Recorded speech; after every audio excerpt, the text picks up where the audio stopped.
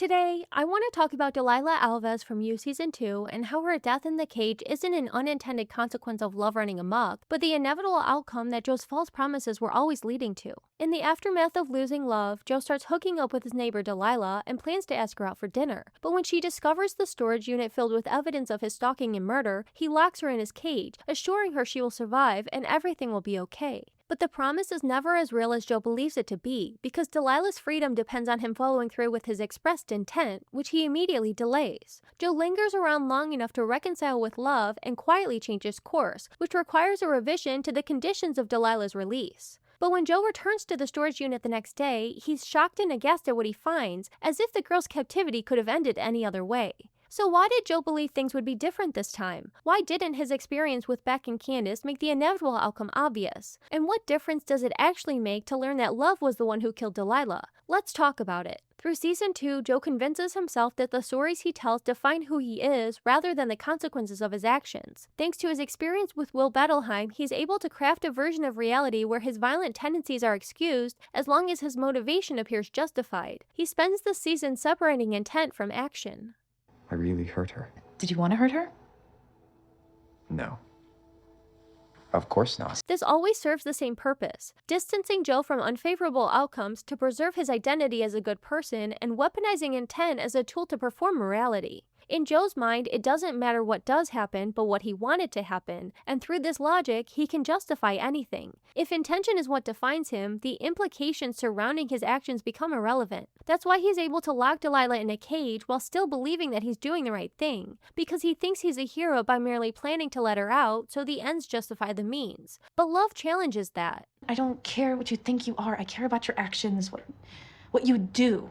And what Joe does is lock a woman in a cage, swear that she will go free, and then fail to follow through on the steps that it would take to ensure that outcome. Just like he did with Will, Joe created the situation where Delilah's survival became his to decide. But when she dies, it's not because Joe failed to keep his promise. Delilah was dead by the time that he reconciled with love, but the discovery of her death is what proves the promise was never real. He creates a plan, sets the scene, and starts the countdown. All Joe needs to do to ensure that Delilah survives is leave town. But he stays, and that choice matters. Joe heads to a Navran for a final goodbye with love, but she's busy, so he leaves her a letter, knowing that she has historically chased after him, subtly setting her up for the scene of their romantic reunion. After that, he could leave now, having accomplished the task at hand, but Joe sticks around to read Forty's script and ensure there's nothing in it that could incriminate him. One self-serving choice leads to another, and eventually Joe reconciles with love in the night, acknowledging that the change of plans will affect Delilah. Will you meet me tomorrow morning? I have something to tend to. But then I'm yours. The ultimate irony here is that Joe could have escaped LA believing that he let Delilah survive. If he made the right choice before time ran out and upheld his end of the bargain, Joe could have lived his life thinking that he didn't break his promise, never knowing that Schrodinger's Delilah didn't leave the cage alive. But he chooses to return to the storage unit, and for that he's faced with the ugly truth. If Delilah's freedom depended on whether Joe still made the right decision in the morning, then it was never a promise to begin with. It was just a lie delivered with sincerity. Joe's narration as he rushes back to the cage is the clearest example of why his intentions can't be trusted. He claims that he's rewriting his story with love and heading to the unit to let Delilah go free. But that's impossible. Those two things don't work.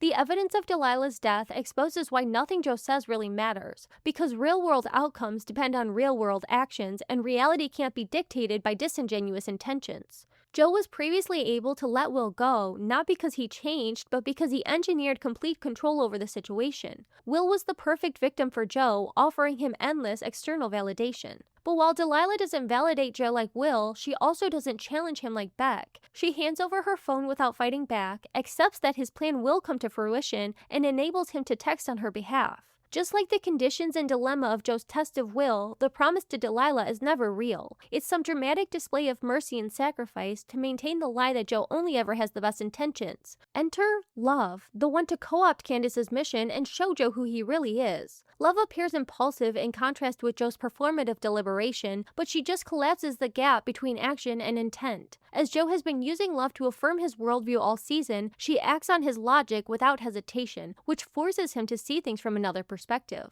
But taking a step back from Joe's own bias and superior self-justification, how is Love's murder of Delilah any worse than Joe killing Elijah? Delilah, Elijah, Delilah, Elijah. Joe rejects Love's act for its impulsivity, but why is her reactive violence worse than his premeditated murder? Is her shortcut to the inevitable end really so egregious when you consider that Joe himself had already decided to indefinitely prolong Delilah's imprisonment? And killed Beck, remember that? Candace does, and when she returns once again, trapping Joe in the cage, he comes to accept responsibility for the death, which is literally why he originally ran away. But this is a perfect demonstration of his insincerity. Joe didn't reflect on what he did and realize that it was wrong or why. He just crafted a story where the violence attributed to him was all in the name of love, and if she accepts that, it becomes justified. When Love comes back, she picks up the key that Joe dropped from the cage and confesses her own guilt in the murders, flipping the script on Joe, who rejects her internally and starts plotting his escape. Interesting how he draws from Beck's experience, not Will's, to trick Love into the cage. As she accepts his past completely and offers him love unconditionally, Joe proceeds to try and kill her because he only wants to live out a love story where he's the one in the driver's seat. Love disrupts this new plan by announcing that she's pregnant, and Joe stands down for the moment. They move on and get married and relocate to Madre Linda, leaving a trail of bodies behind in LA. But the deaths of Delilah and Candace and Jasper, Hendy, and Forty aren't the only devastation that they leave in their wake. Lest we forget Ellie, whose life is completely ruined, proving nobody is safe from Joe's false pursuit of protection. Where the real Will was spared for his compliance, Ellie is punished despite her innocence, but as a result, she sees the real Joe more clearly. I hate you. You brought the Quinns into our lives, and you're the reason Delilah's gone. Her outcome mirrors Delilah's in the way they both suffer the consequences of Joe creating situations he mistakenly believes he can control. As much as Joe says his targeting of Henderson is an attempt to look out for Ellie, his confrontation of the comedian relies on overlooking her lived reality. It's more of Joe's signature performative protection, while his white knight fantasy is nothing more than projection. Ellie's experience matters, but in allowing her to be drugged by Henderson to exploit the opportunity that it provides him, Joe lets her fall victim to the same assault that Delilah previously described.